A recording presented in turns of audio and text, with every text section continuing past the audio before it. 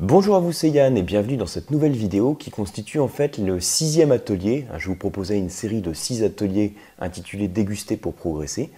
Et aujourd'hui, donc pour le 6e atelier, je vais vous proposer de voir l'impact du climat sur les vins que vous dégustez. Alors, je vous récapitule juste en 2 secondes le contexte. Si vous avez suivi les vidéos de la chaîne, vous savez que je vous ai proposé plusieurs vidéos qui s'appelaient donc les ateliers Déguster pour progresser, dans le but de vous donner quelques mises en pratique, en fait, dans l'idée de vous proposer des thématiques de dégustation organisées soit avec votre club d'œnologie, soit directement chez vous, seul ou entre amis ou en famille, dans le but de vous donner un petit programme comme ça pour progresser dans le vin. Et donc, alors, je vous récapitule en 2 secondes ce qu'on a vu sur les ateliers précédents. J'avais d'abord proposé de faire une soirée œnologique ou une après-midi, en matinée, au moment que vous voulez, disons un atelier œnologique, d'abord autour du travail des sens gustatifs sans passer par le vin. Ensuite, on a fait une application au vin, d'abord au vin blanc, puis au vin rouge, pour les ateliers 2 et 3.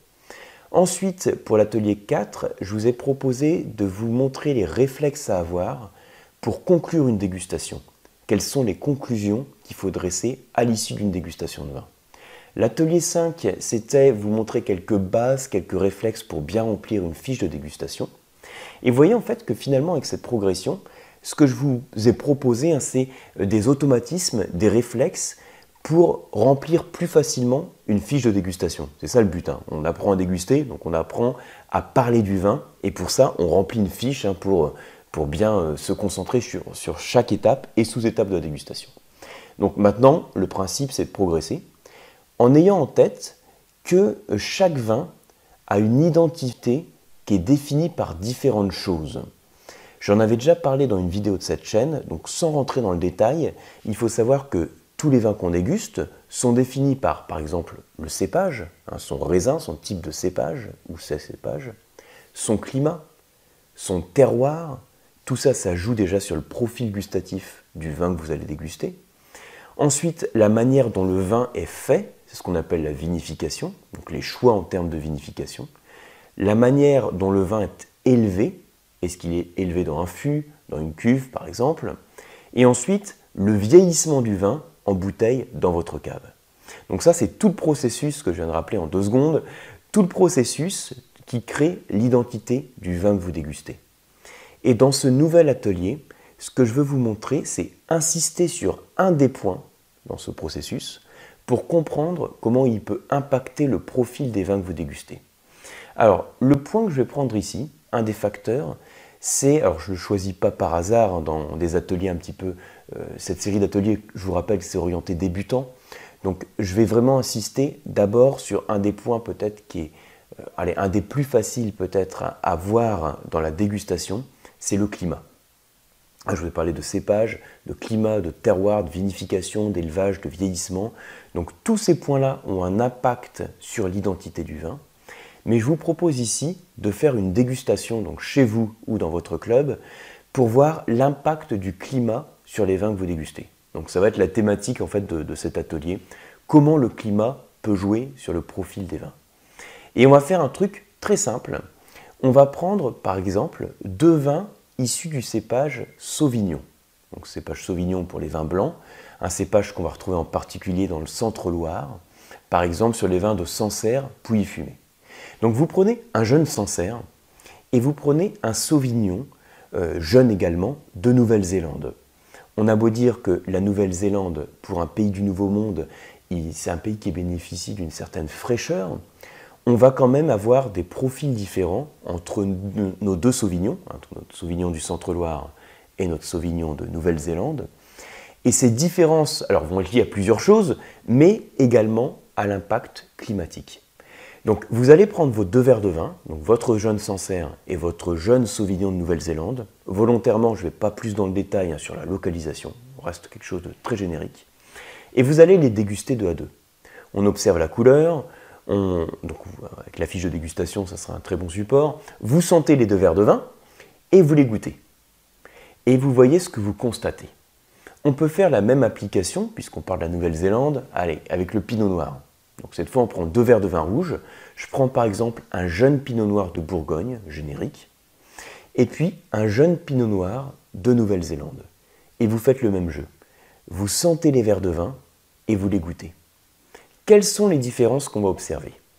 Alors, si j'insiste sur les différences qui sont dues aux différences climatiques que l'on peut avoir, vous allez constater généralement qu'en termes gustatifs, vous allez avoir plus d'acidité sur les climats plus frais, donc par exemple le Sauvignon de Sancerre ou le Pinot Noir de Bourgogne, et moins d'alcool que sur le vin justement du Nouveau Monde qu'on a pris en exemple, donc là sur la Nouvelle-Zélande.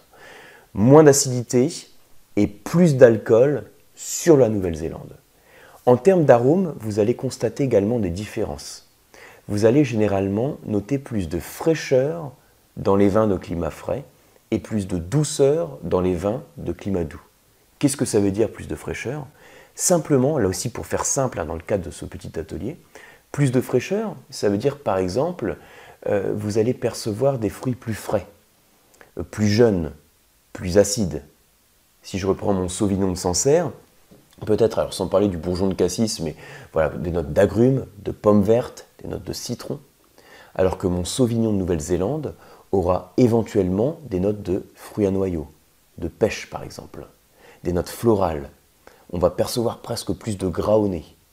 En bouche, mon Sauvignon de Sancerre il va vous faire saliver d'une salivation très fluide, beaucoup de fraîcheur en bouche, alors que votre Sauvignon de Nouvelle-Zélande aura plus de gras et d'onctuosité. Le Pinot Noir en termes d'arôme, sur la Bourgogne, là aussi des fruits, alors je veux dire plus rouges et frais, ces notes de cerises fraîches, éventuellement quelques notes de groseille, des notes poivrées, alors que le Pinot Noir de Nouvelle-Zélande va avoir des notes de cerises plus mûres, des notes de cerises plus noires, voire des notes de fruits des bois. On va percevoir cette différence, fraîcheur, douceur au nez. Je vous mets en fond d'écran un petit schéma que j'avais fait il n'y a pas longtemps dans un mailing, si vous suivez mes mails, où je parlais justement de l'impact du climat sur le chardonnay. C'est exactement le même jeu. L'idée de cet atelier, donc on peut comparer deux Sauvignons, deux Pinot Noirs, deux Chardonnays, un Chardonnay de Bourgogne par exemple, et puis un Chardonnay californien. On peut prendre deux Malbec pour les vins rouges, un Malbec de Cahors, un Malbec argentin, et vous allez percevoir ces mêmes dominantes dans les différences. Bien sûr, je simplifie, on est dans le cadre d'un atelier pour débutants, mais vous allez voir qu'on a cet impact qui est généralement assez clairement décelable sur les vins que vous dégustez. Ça, c'est une idée donc pour repérer le climat dans les vins que vous dégustez.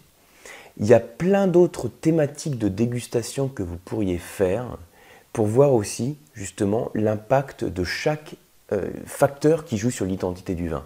Vinification, élevage, terroir.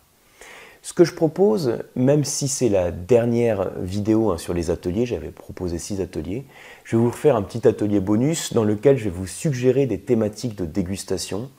Là encore, à faire de chez vous, seul, entre amis, en famille ou avec votre club d'œnologie, pour voir l'impact que peut avoir chaque facteur de l'identité du vin, l'impact que ça peut avoir sur le profil gustatif. Voilà, donc j'espère que c'est une thématique de soirée œnologique qui vous plaît, j'espère que vous allez pouvoir la mettre en pratique.